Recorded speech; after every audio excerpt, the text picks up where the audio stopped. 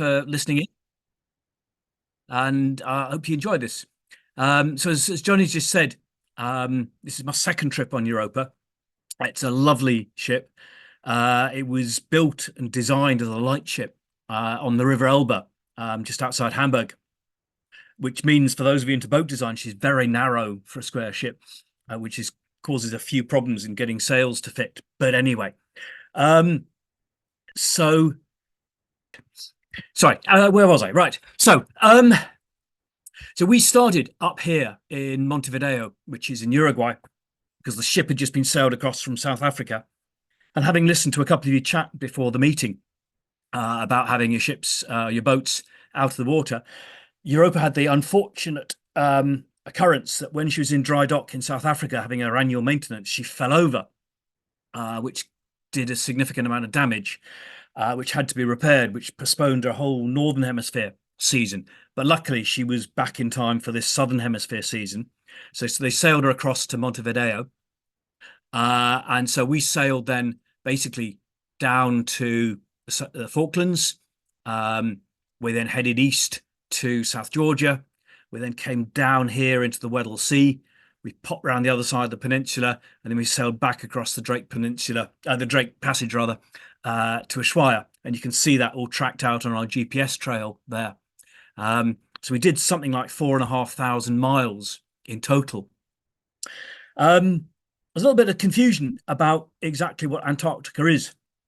So if you define it by where you get 24 hours daylight or 24 hours night, that's this dotted circle here. And we never went across that during this trip. And, it depends on the year as to whether you can actually get into it because of the ice. So most people think about it as this red line here, which is basically the whole of the Antarctic continent. And it's also where the Antarctic Treaty comes into force. So there's about 50 or so countries that have signed up to the Antarctic Treaty, it having been started by the 15 or 16 who've got territorial claims on the continent. And within that treaty, they have agreements that there is no militarization, there is no commercial exploitation, so no minerals or fossil fuels being looked for or anything like that. Plus a whole host of environmental regulations.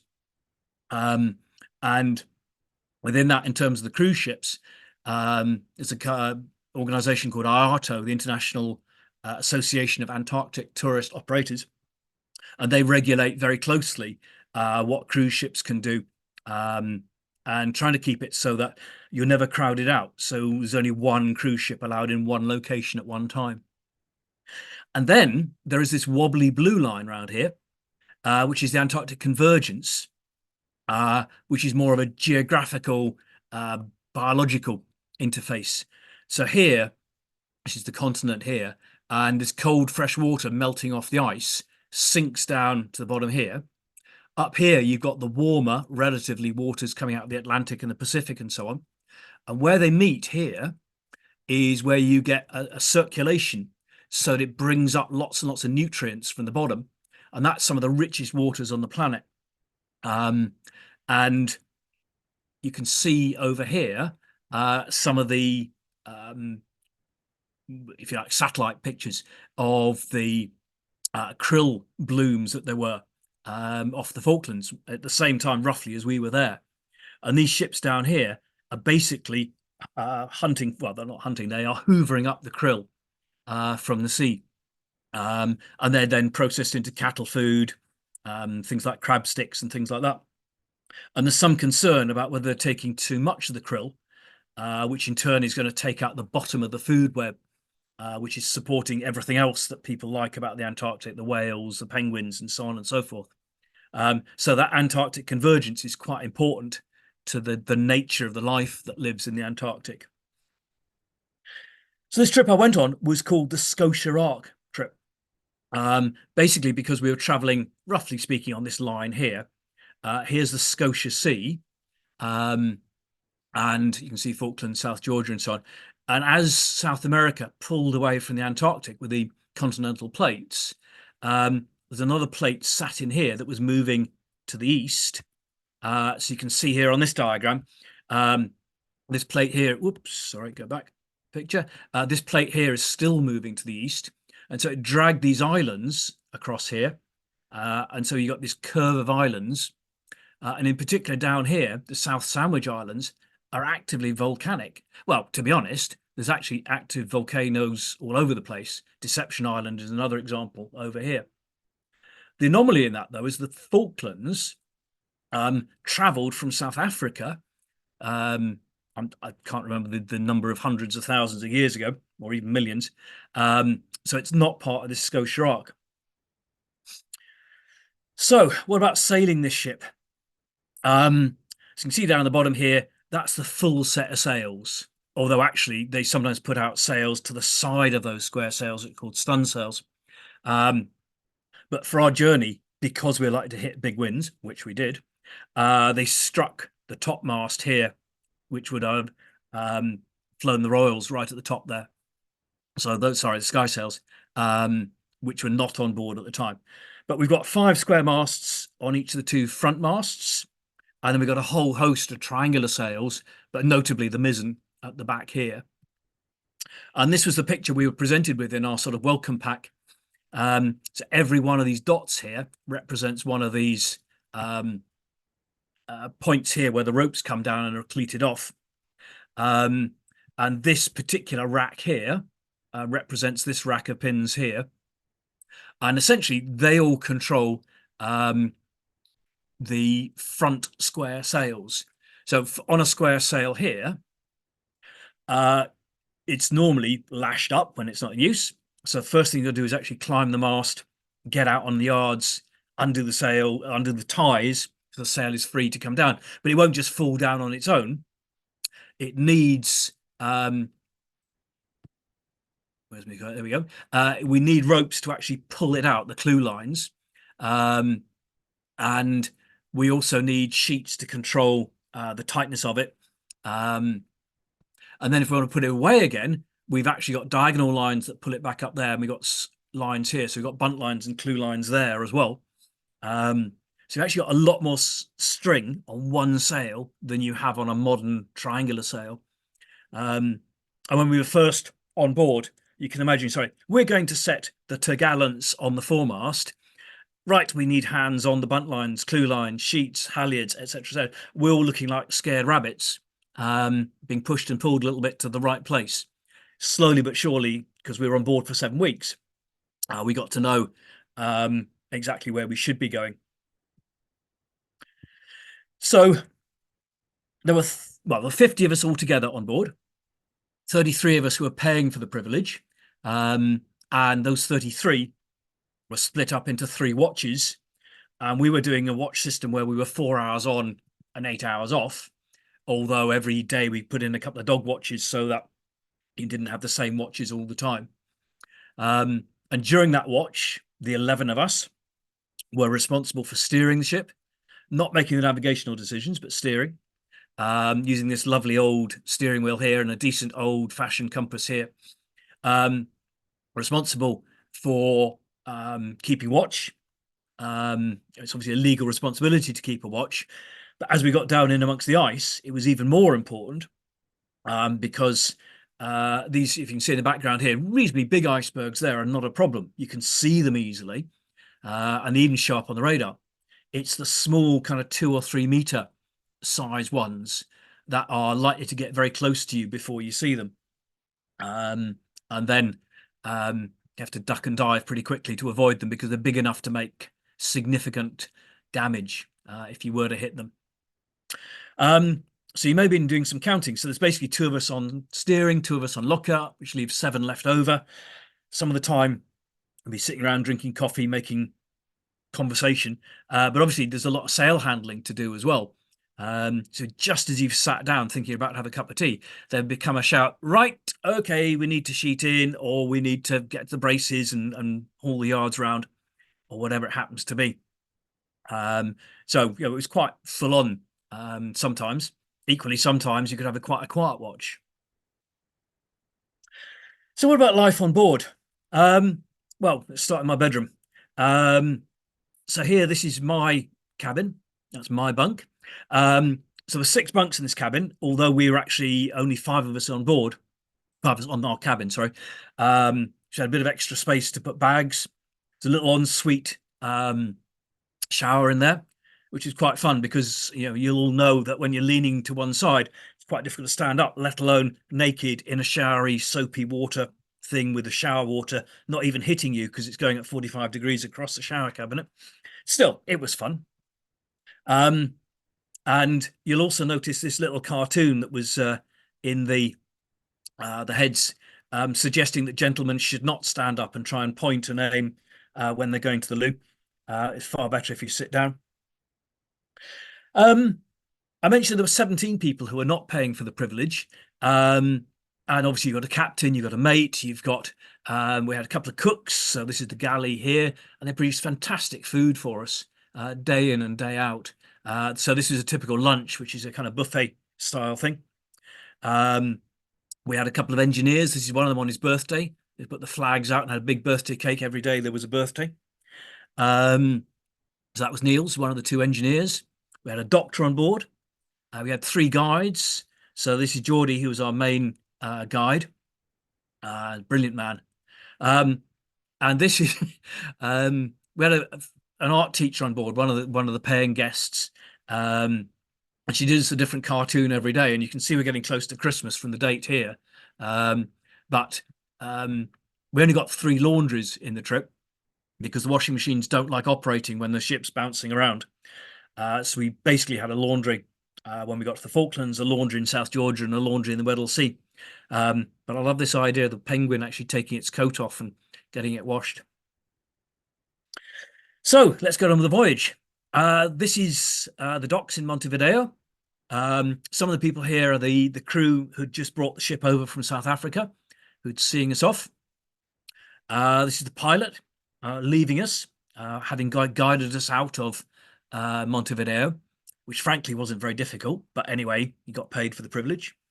And the River Plate, which is the estuary in Montevideo, is, I believe, one of the biggest estuaries in the world. And it's it's massive. And then we spent most of the first day basically doing training. So we obviously wore harnesses when we went up the rig. So not only did we need to be told how to make sure they fitted properly, but secondly, we were kind of given a certificate of competence to go up the rig. So we all had to go up to the first, just above the course, and go across and then back down the other side just to prove that we could do that. We got lessons in steering because some of the 33 people paying for the privilege had never sailed before. Others had. But me, I'm a dinghy sailor and I'm used to a stick. And, when you push it to the right, it goes left and vice versa. But actually controlling on the steering wheel is a bit different. And she's very slow to turn. And once she starts turning, though, she stays turning for a long time. So there was all that sort of training going on, and there was sort of man overboard drills and fire drills and all of that. But then we set off on our trip down south, basically. And we were blessed with decent weather for the first few days, which was great. So you can tell pretty much from the fact we got every square sail up here that it must have been clement conditions. And we got some lovely sunsets on these first few days.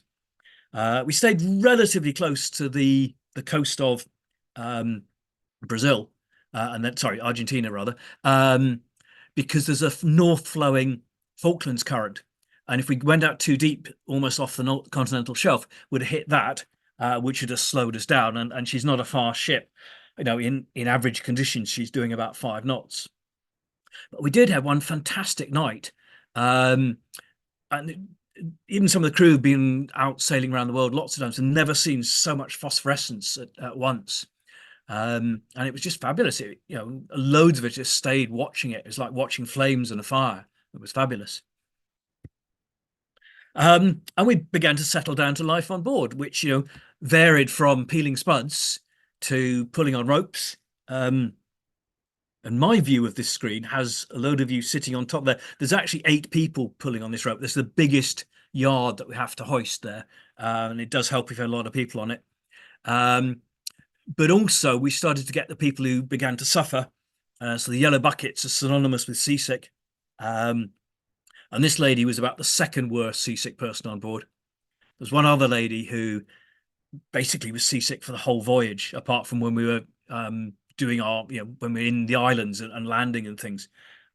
All credit to her for carrying on. I thought she might have jumped ship at the Falklands. And of course, we started picking up, um, excuse me, dolphins sailing on the bow wave and things. So that's a dusky dolphin. And we started doing some citizen science type surveys. So every day at midday, and again every day at 6 o'clock at night, we would stand and survey all seabirds that we could see. It's quite difficult if they're sailing around, so if they're flying round and round you, to decide if you have counted that one already. But anyway, so this one up on the top right here, that's a black-browed albatross. Lovely birds, not the biggest we saw. We did see giant albatross and wandering albatross. This is a giant southern petrel, which looks lovely there. And they're fabulously acrobatic, diving amongst the waves and things, or gliding even. But these birds are nasty. You'll see later them in amongst the penguin colonies, and they're there for what they can grab. It's like roadkill off the road. They treat the penguins just as roadkill. But then we've got these Cape petrels here. These are black-browed prions, I think. So we were counting all of those. And the other thing we were asked to record was to photograph any mammals that we saw, whales, dolphins, and so on, because most of them have got unique dorsal fins or tails with markings and colorations. And that's the easiest way for the world to get a database of where they are at any given moment, is to have these records sent in and say, oh, right, Fred the humpback was in such and such a place on such and such a day. And then somebody else reports them a week later somewhere else, and they get a better idea of where they all are. So, to cut a long story short, 10 days later, give or take, we hit the Falklands. And we landed, well, sorry, arrived over here on the southwest edge, and all these red circles are different places that we visited. And the Falklands is a very rural community. Even the capital, Stanley, is pretty small. But most of these places we visited here are essentially farms. There's a couple that have been turned into nature reserves. And we're graced with the fact that the farmer or the landowner would actually meet us on each of these trips on our landings, partly because sometimes they wanted to sell us souvenirs, sometimes they wanted to make sure we understood where we could and couldn't go and so on. But it added a dimension to it. But before we could go ashore at all, this is the IARTO organization I was telling you about. One of the regulations is all concerned with biosecurity. And the two aspects of that, one is to make sure that you're not carrying any seeds or eggs, if you like, on any of your clothing.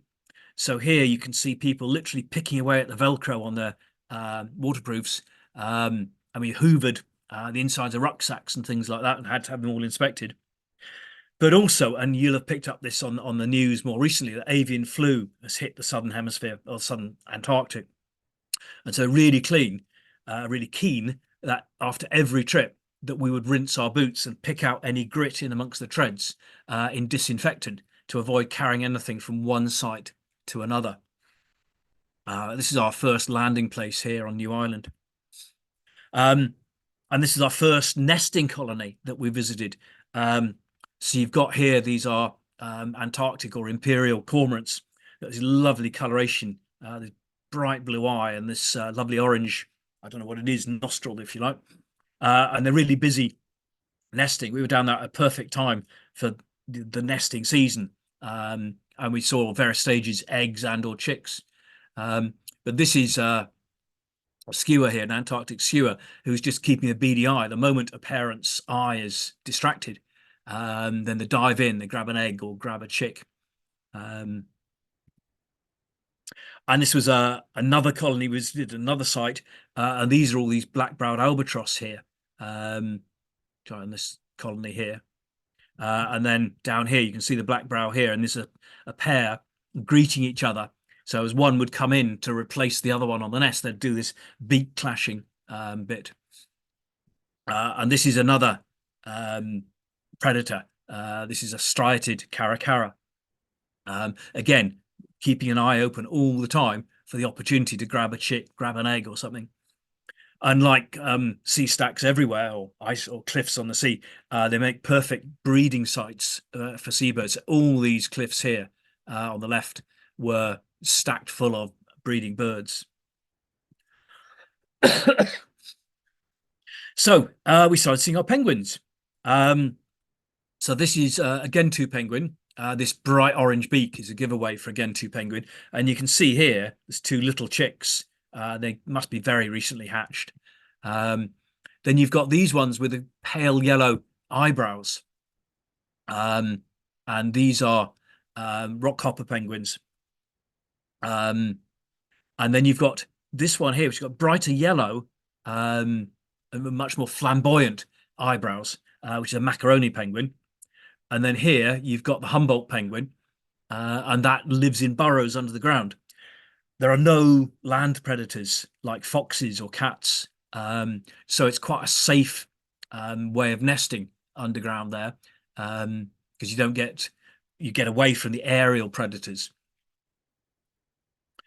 But the Falklands being very similar to, if you like, rural Ireland, rural Great Britain, so you get a lot of birds that would be very familiar to us. If you look around those pictures there, that's an oyster catcher. Okay, it's a Falklands oyster catcher, but it's fulfilling the same niche, the same role down there. That's a plover there. You got a finch here. You got a thrush there. You got a little collared pipit, I think, there. And I just want to bear in mind that all that vegetation you can see there, because a bit later on when we start talking about the Weddell Sea, you will see such a change in what's on the ground from this, which is, as I say, broadly speaking, the same as Britain and Ireland. And then my favourite penguin of the whole trip. These are king penguins. We didn't get to see emperors. I'd love to have seen them, but so they've got this fantastic bright yellow coloration on the head. And these brown things here, which for those of you a certain vintage, you watch Doctor Who, will resemble the Yeti. These are their chicks. And they have a very long life cycle in that it takes them over a year to actually bring a chick up and be ready to go to sea. So these birds here, which are probably a year old, haven't yet been on the water. They've still got their juvenile plumage, which is not waterproof. So the parents, having obviously sat on the nest to incubate them and feeding them throughout that whole year before they can actually take a draw of breath, have a rest before they lay the next set of eggs. And you can just see here on this chick that's just beginning to molt into its adult plumage there. And there, I was talking about roadkill type thing. There's a caracara harvesting a dead penguin. Why it died is another matter, but that's just, you can't quite see. It is an eyeball in its beak there. So I told you that we met the farmers. Well, this guy who was meeting us at our landing point had come across a sheep that he'd obviously missed shearing the year before. So he took the opportunity not only to shear it, but to demonstrate his hand shearing to us. Reckons it's better for the fleece if it's hand sheared. And I like this picture over here, because to me, if I think penguins, I think ice and snow and icebergs and things like that. To see them walking through heather just seems wrong. But these are Gentoo penguins, and their little colony was about 0.5 kilometre away from the sea, and they're not efficient walkers, so it's quite strange to see them waddling this long distance through the heather. And there's one of those Humboldt penguins in its burrow. And our last stop off in the Falklands was in Stanley, and you'll all, I'm sure, remember the Falklands conflict or the Falklands War. It never was a war, but in 1982. But the Falklands are in a very strategic position. They kind of guard that strait between the tip of South America and the tip of the Antarctic. And to get into the Pacific from the Atlantic or vice versa, you need to go through that narrow gap. So the Falklands is a very good point at which to be strategically, to keep an eye on what's going on. So people have been fighting over it for some time. So, whoops. Go on, go back. There we go. So in the First World War, there was a Battle of Coronel, which the British forces lost. In 1939, there was a Battle of River Plate, which started near the Falklands, but the battle just continued all the way up to Uruguay. And eventually the Germans gave in and they scuttled their ships in the River Plate. Later on in the war, Second World War, Operation Tabarin was the beginning of radar as a detection device. And so the Allies put radar stations down not only in the Falklands, but on some of the places on the Antarctic Peninsula as well to keep an eye on who was doing what. And some of those bases still exist today as outposts of the British Antarctic Survey. Then in 1977, Callaghan, I think it was, began to pick up political vibes that the Argentines were wanting to get the Falklands back, or they call them the Malvinas. So he garrisoned the Falklands and South Georgia. Up to that time, there'd been no proper military presence. And then, of course, in 82 was when the Argentines did invade. And they took over the Falklands. They took over South Georgia. And given that it was thousands of miles away from Britain, it took quite a long time before Britain could muster its forces and get down there. And we know that the outcome in the end was that we got the islands back. Sadly, at the loss of numerous lives, numerous ships. But interestingly, now in 2023, there's a new Argentinian president. He was the one who campaigned with a chainsaw in his hand. He's even madder than Trump. Sorry if I've offended anybody saying that. But he's also rumbling on about getting the Malvinas back to Argentine property. But around Stanley, you've got all sorts of monuments, including this one here of Margaret Thatcher. That's another one to the 82. And then up here, that one is from, I think, the 1939 war. But just cutting to the other end of my trip, in Ushuaia, which is the tip of Argentina, you find lots of memorials to the Malvinas conflict, Falklands conflict. So they've got an eternal flame burning here. This is a grave, which we'll see later again in South Georgia. But they definitely believe that the Malvinas should be Argentine. I mean, geographically, they should. But they've had several votes on the Falklands, and they are virtually unanimous that they want to stay British. So we were setting off from the Falklands, and we're going to go due east, roughly, to South Georgia. We've reported the fact we're going to South Georgia, and South Georgia has even tighter biosecurity controls than the Falklands. So one of the things is that we had to have the ship inspected for rodents. So this little fellow here, he had been sent right down into the bilges of the boat to sniff out any rats or mice that we got. Because the South Georgia Trust have spent years eliminating all rats from South Georgia and reindeer. And South Georgia was the first sub-Antarctic location to report the presence of avian flu. So they are super keen on keeping it clean. When we got to South Georgia, this lady here, who's a border force employee, literally inspected every single one of us before we were allowed ashore, to check that we'd cleaned all our clothing and things like that. And she wasn't taking any prisoners, should we say. Anyway, so we started getting into some proper sailing, by which I mean strong winds. But also you can see here, this shaft of light here, we're still not quite in full light in the evenings or night. So, and it was becoming harder and harder to see the ice in the gloom. So we did have searchlights on the front to try and make it easier to see these small growlers, as they call them. And you can see in the background here, not only whales, which is fantastic, we saw more and more of them because we're now down in that rich water I was talking about earlier, where all the nutrients come up. But we're getting some, lovely icebergs as well. And you're beginning to get some idea of the amount of water that's shipped on board. Incidentally, you may or may not notice here, we've got, I'm trying to get my cursor to point to, here we go. On the deck here, come on, there we go. So we got lifelines rigged across this deck, but above a certain kind of wind speed and roughness, then we weren't allowed to go across that deck at all. So to get from basically our deck house, which is at the front, to the bridge where we were steering from, we had to go down along and back up. But you may also know there's netting on the side of the ship here. They call it Cape Horn netting. Again, it's just to reduce the risk of men overboard or man overboard. They're paranoid about man overboard because to maneuver a ship like this to get quickly back to a man overboard would be a nightmare. And they're drilled for doing it, basically. Switch engines on, start getting sails down, turn round, get as close as you can, and they then send a swimmer in to fetch the man overboard. They reckon that's quicker than actually trying to maneuver the ship to be close enough to lift them straight in over the side. We did it once as a dummy thing, which I think proves the fact we didn't really want to do it ever for real.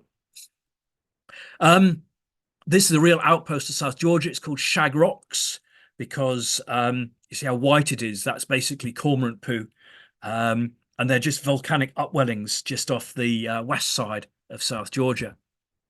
Now, this should hopefully give a little bit of an idea about the sailing conditions.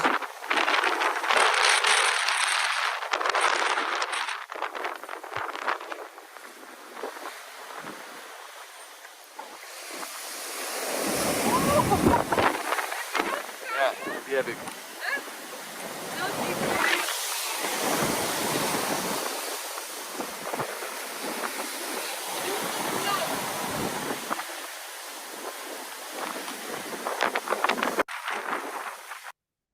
Incidentally, you probably heard in the background people talking. It's a multilingual ship, although the working language was English. It's essentially a Dutch ship. But there were, I think, 17 nationalities on board on my particular voyage. Anyway, so here we are in South Georgia. And all the red circles are again landing spots. I already talked about the avian flu side of it. There's obviously a Shackleton thread going to come in here shortly. And really our only aggressive animals, fur seals guarding their harems. But it was very stormy. We hit probably our worst continuous weather here. And we were stuck here for a couple of days.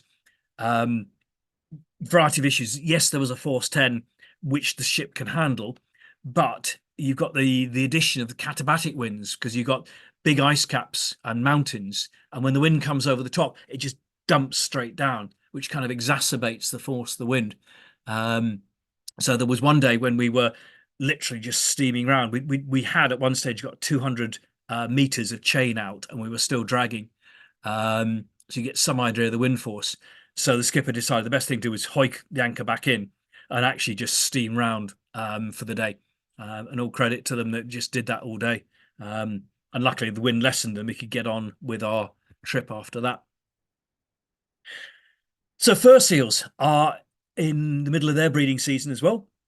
So here on the beach, you've got the big males, you've got the little calves that have just been born this year, and you've got the mothers.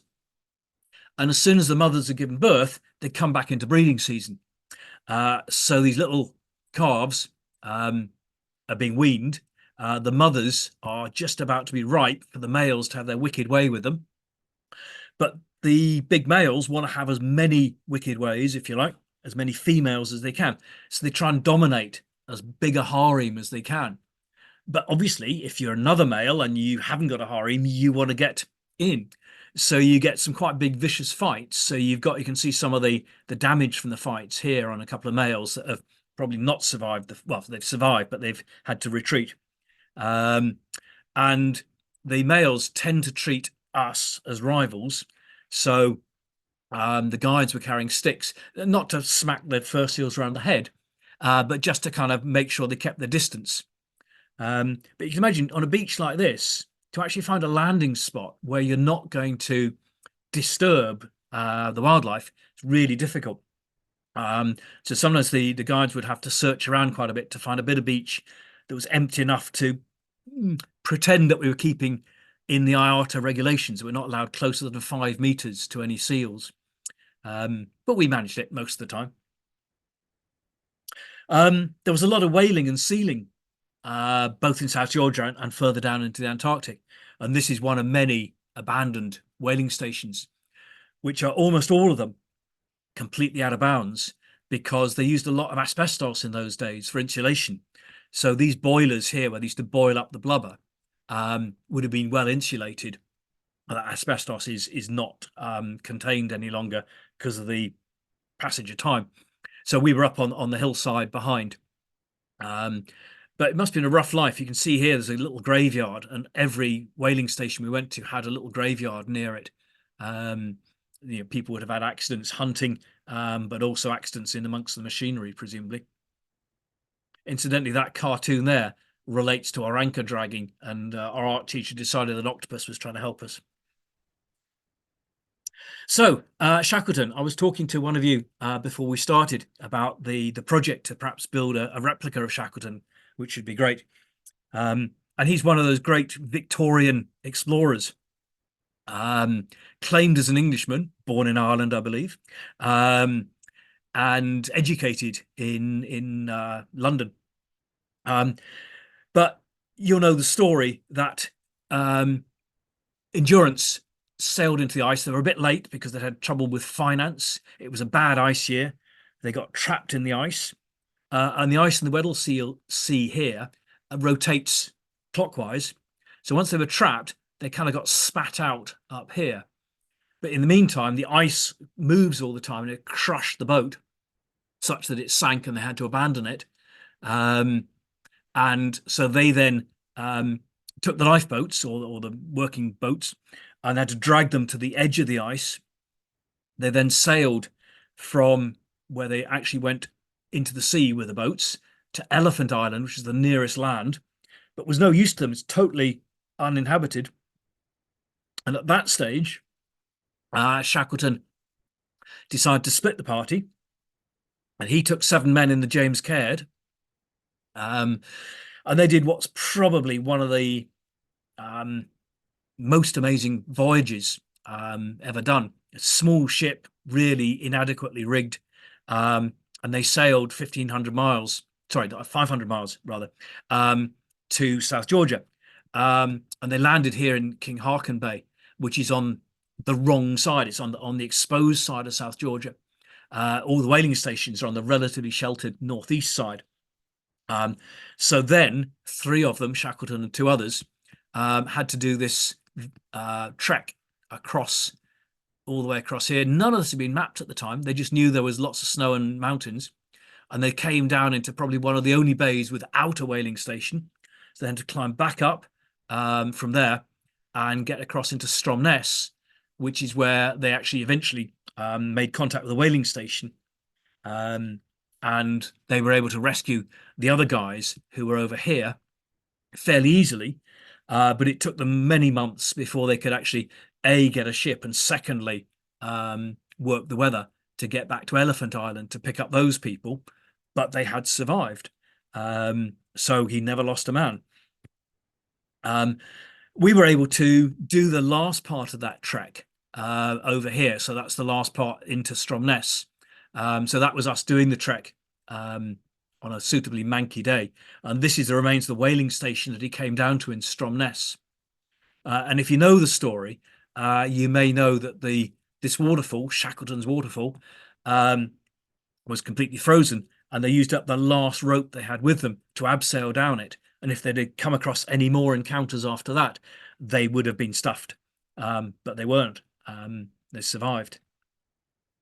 And you'll know that I think it was 2 years ago, they actually eventually found the Endurance almost perfectly preserved, so cold and so deep that very little decomposition has happened to the wreck there.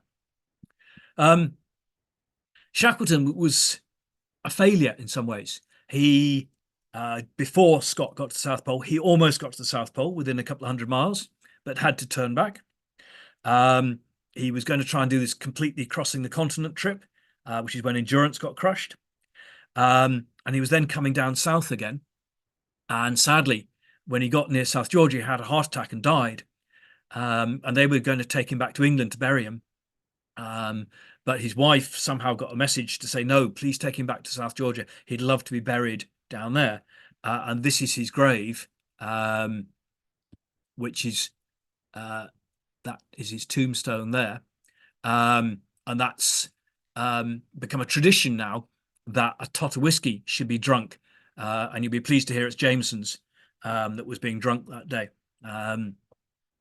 Incidentally, there is the British Falklands Islands patrol vessel, which is being a bit of a pain, actually. Wouldn't let us into Stromness Bay until it had manoeuvred and moored up, which, frankly, they ought to be able to do a lot quicker than... Anyway, I'm not going to that too far. And here's that grave, as I say, of the Argentinian Marine who died during the Falklands conflict. But this grave here, which is also in the same graveyard, just illustrates the amount of deaths through misadventure, basically, of the people who survived down there in the early years. And bits of Stromness have been restored, so the church has been maintained. This building has been restored as an accommodation building, and then they've got a museum slash gift shop here with all sorts of remnants of ships and whaling and so on. And then you'll see over here, this is the second southernmost British post office in the world. Apparently, when they advertise the position of postmaster and assistants every year, they get hundreds of applicants, both for there and also for Port Lockroy, which is further south on the Antarctic Peninsula. Instead, I was referring to this as Stromness, it's Grytviken, sorry. And again, you can see a ruined whaling station there. I gather that currently, because of bird flu, you can't even visit Shackleton's grave at the minute. And our last landing at South Georgia was the biggest king penguin colony that there is. And it stretches all the way up this mountainside here. And you can see there's just in that picture, you can see the density of king penguins there. Really quite a sight. So now, if you know your geography, you'll know that the dominant wind is westerly. It's sort of basically rotating around the globe. And the dominant current is going in the same direction. So for us to turn back from South Georgia and go against the wind and against the current was likely to be quite difficult. And this is when we're really lucky. Because we got some quite northerly winds for a while, which meant that we could make our westing quite effectively. And that was the skipper's strategy to start with, just head west. Ideally, we should have been heading a bit south of west, but the more westing she could do, the better. And then we also knew there was this iceberg. This is something like 50 kilometers square, roughly. It's broken off from one of the ice shelves. It's possibly the biggest iceberg in the world at the minute. And it grounded a few years ago. And I believe it's just melted enough now that it's actually taken off again. And how far it will get before it completely disappears, I don't know. But the skipper basically said, right, well, we'll aim for the top left corner. And when we get to the top left corner, we'll turn left. Which essentially brought us in down here into the Weddell Sea. Incidentally, I don't know if you can read that. That says Erebus and Terror Gulf. And you may know those names from the Franklin story. Because Franklin, he was trying to get his way through the Northwest Passage up in Canada, had those two ships with him. And they were kind of polar, if you like, specialist ships. And they'd done some of the early exploration here in the Weddell Sea. We weren't sure what the ice was going to be like. We didn't know if we could get in here or whether we'd have to come in through this, which is almost always ice-free through here. But we were lucky enough that we could kind of make our way through here. And these red circles show all our landings here again. And that's as far south as we managed to get. But in this passage back to the Weddell Sea from South Georgia, you begin to see a little bit of the conditions. So obviously, the further south we go, the colder it's getting. We're beginning to get certain amount of snow, gnarly weather because we're going into the wind quite a lot, and such that we've been at sea now for 4 or 5 weeks. And the ship doesn't motor unless it has to. It hasn't got enough fuel to start with. So some of the square sails were beginning to show their life, if you like. So there was a certain amount of sail mending to be done. and that was done basically up the rig unless it was serious. It was a matter of spotting the seam just beginning to split and going up there and stopping it from doing so. And then possibly the most um, exciting sailing of the whole trip was in amongst the Weddell Sea. We got decent wind, but we were having to sail through this sort of density of icebergs. Um, so we'd have people on a radio up in the bow, um, transmitting to people up by the wheel, who were then transmitting helm instructions, like left 40, starboard 60, big course corrections to get around these icebergs, particularly when you spotted growlers and things. But it was fantastic once you got confident that we could do it. It was a great experience. And this is a sort of terrain. So you may remember me saying in the Falklands, remember that vegetation. Well, look at this vegetation. It just doesn't exist. It's a mixture of sedimentary and volcanic terrain. It's too cold, it's too dry to really grow anything. So this was all on our furthest south point at Seymour Island. And you'll see just up here an Argentinian science base, which is meaningless other than the fact that it was beaming out some sort of mobile signal. So suddenly everybody was out on the mobiles picking up their emails and things. I tried to resist temptation, but I didn't, I'm afraid. But you can see some quite big fossils like this big snail here as well. So there's a lot of geology, if you're a geologist, to be explained down here. And we came across a new to us penguin species. So these are Adelie penguins, a little bit smaller than the previous ones, and quite comic. They're quite sort of hyperactive. But you can see here all over this slide, there are loads and loads of penguins. And the dominant smell in these penguin colonies is basically rotten shellfish, because they're feeding on the krill. And the shells themselves obviously don't get digested. And they're quite jet-assisted defecation, I'd say, would explain it. You watch them squirting out their poo, and it goes quite a long way, but the whole ground is stained by their feces. You'll enjoy this little interaction between Adelie penguins in a second. A fight breaking out.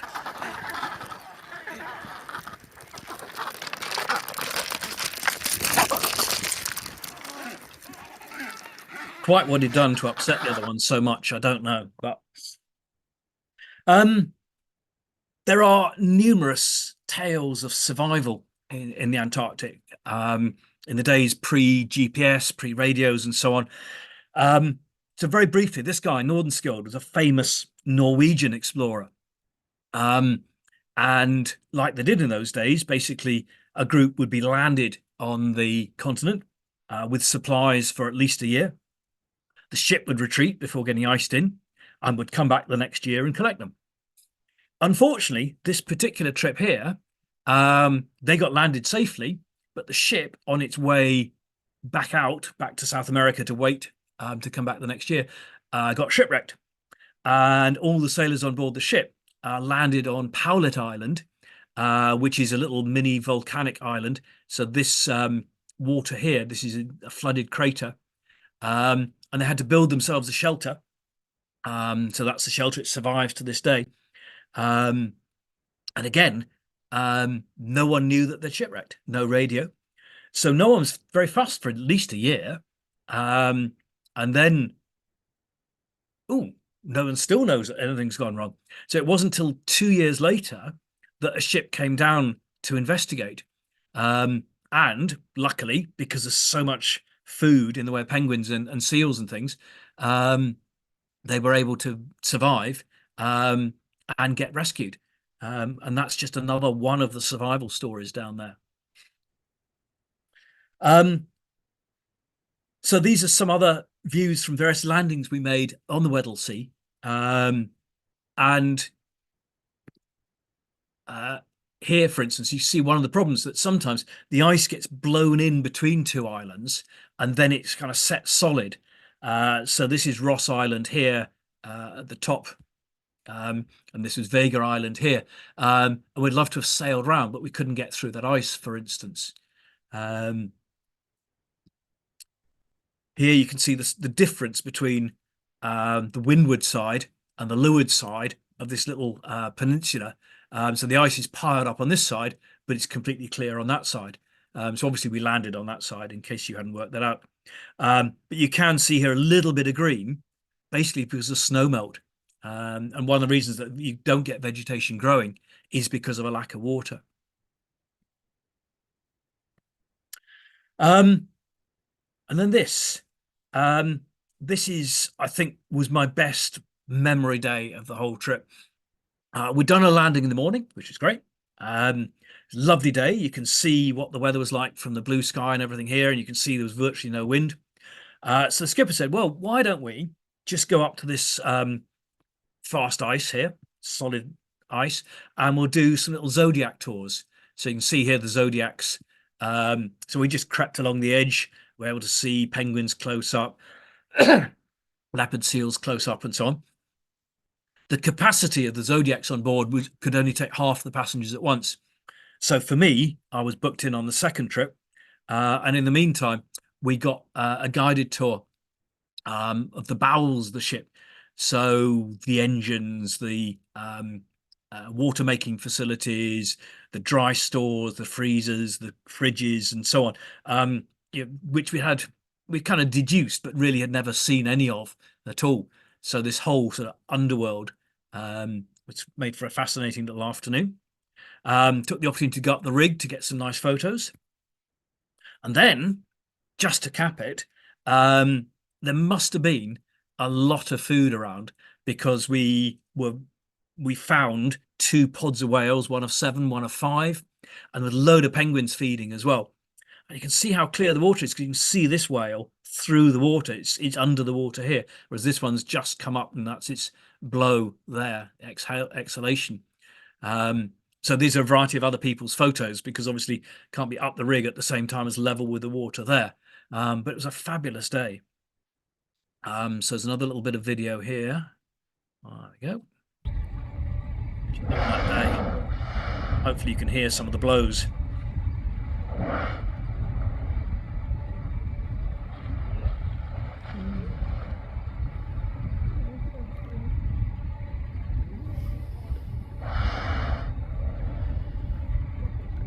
And they're just magnificent, sort of gentle giants.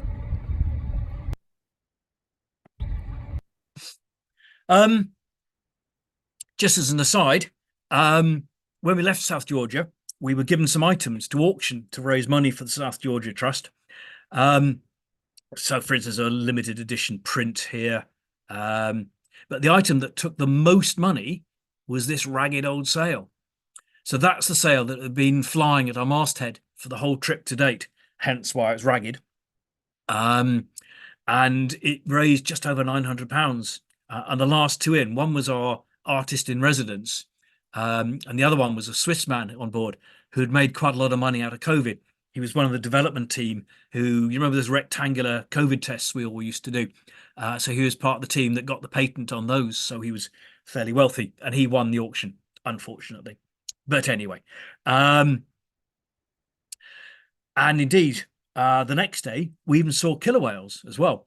I don't know if any of you sailors listening have been down near Gibraltar, but I gather that killer whales are becoming quite a problem down there. There's a pack in particular that are attacking yachts, but these ones were quite happy just sailing around us. They hadn't learned how to attack ships, although I think a steel hull like ours might have been okay. On our way out of the Weddell Sea, there's a place called Brown Bluff, which is, again, a fascinating bit of geology here. This was originally an underwater eruption. So at the very bottom of the cliff, the black layer here is what they call pillow lava. It's kind of oozing out of the sea, out of the rock. And as it hits the sea, it's forming great big cushions of lava. And then it got a bit more violent. Oops. And this area here is mixture of bigger rocks or bigger, if you like, grenades in amongst ash. So you can see perhaps that more clearly in that little slide there. Internet, that's vomited up krill. And we had a lovely time watching penguins one day. Who, as you can see, can't always get it right first time. And it was just fascinating to watch again. But also the speed at which they come out of the water when they do come out. So you've got, it's like having flippers on. It's right, they can get up there, and then whether they can actually get up to the top or not. Anyway, enough of that. Um, so we now come out of the Weddell Sea. We've gone around the tip of the Antarctic Peninsula, and we came across, well, we're taken to a place called Edinburgh Rock. And any of you who've been round Giant's Causeway, Staffer, Fingal's Cave will recognise this sort of geological feature. So these are great big hexagonal pillars, and this is about 150 metres here. So it requires certain cooling conditions for the lava to cool in that way.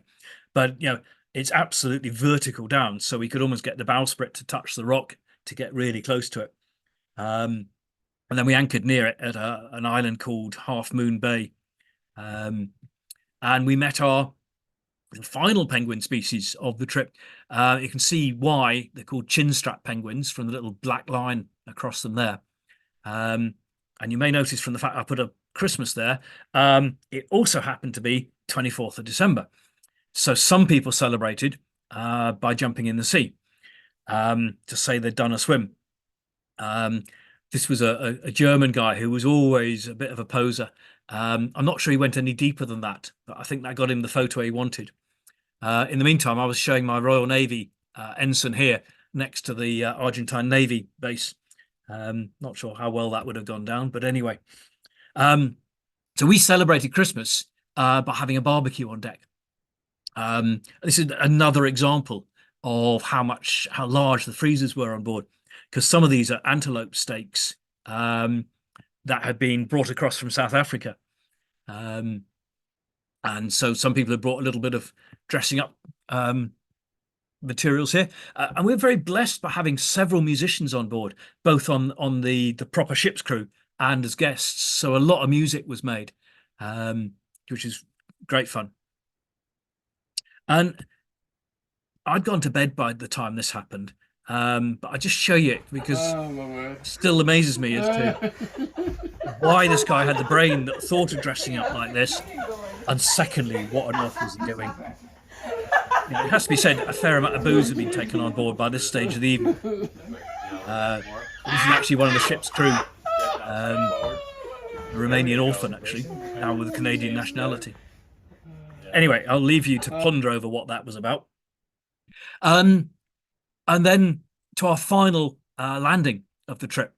This is Deception Island.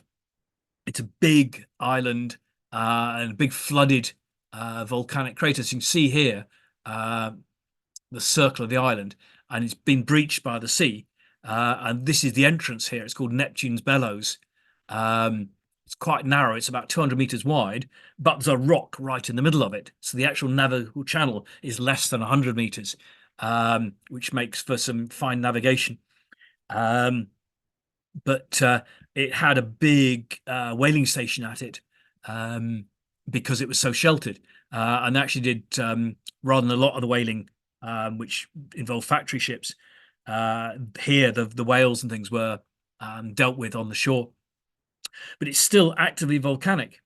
And until recent regulation changes, you could actually kind of dig a hole in the beach to let the water just come in gently, and it would heat up with the volcanic action, and you could get something that was relatively warm to lie in. But you can see from the fact how slumped this hut is, how active the Earth is still moving. So most of the science bases in Deception Island have been abandoned now. So we were going to sail back across the Drake's Passage, which is renowned for being rough and windy. And so it gets various names like the Drake Lake if you're lucky and you happen to hit one of those calm times, or the Drake Shake if it's very windy. We were blessed with 25 knots southwesterly. So that was a perfect direction and a perfect wind. This ship needs a bit of wind to get it to move. But it was perfect. And we went across in 3 days, having allowed 4 days, which was great. The only problem was that when we got to the far side, you basically do a left turn to go into the Beagle Channel. And we hit something of the order of, well, at various stages, 45 to 55 knots straight out of that passage. We couldn't sail into it. We tried heaving too, but we were just going to make ground away from where we wanted to switch the engines on. But even with both engines on, yeah, without being silly about full speed, it took us 12 hours to make that last 20 miles into shelter, which is a bit frustrating because we'd all kind of thought, right, well, we're about to be home. Um, but it was New Year's Eve. So we dropped the anchor because we'd had to book a pilot to take us in, and the pilot was booked for the 1st of January, not the 31st, so we couldn't go in early. And anyway, it was New Year's Eve. So we enjoyed our New Year's Eve in a suitable way. We drank a lot and we enjoyed ourselves, and there was no worry about us being making passage. So there was no worry about people drinking or anything. And while we were waiting through that day, relatively calm, the crew took the opportunity to do some training. So this was a man overboard who was being resuscitated. Here they were doing a bit of firefighting. Meanwhile, we were making some music, watching the cruise ships go by. So it was quite a chill day, but it's like the end of any holiday. You were slightly frustrated by the fact that, having got this close to civilization, why couldn't we finish the job off? But actually, when we got into Ushuaia, so this is us alongside the jetty in Ushuaia, but just behind here is that. So I don't know if you can see, there's 3 cruise ships on either side, massive, great cruise ships. And if you ever go for a cruise down there, please book onto the smallest ship you can. You'll get such a better experience. You'll get ashore more often. You'll get better quality of care. You'll see more, etc., etc. So I don't want to leave you with that picture because that's almost depressing. That to me is a good picture to leave us on, because there we've got penguins, we've got icebergs, we've got the ship, and I've enjoyed talking it through because it's brought back so many memories to me. So I hope you've enjoyed listening to it, and I'm going to stop sharing now. And if anybody wants to make any comments or ask any questions, feel free so to do. I'll stop the recording there for the questions.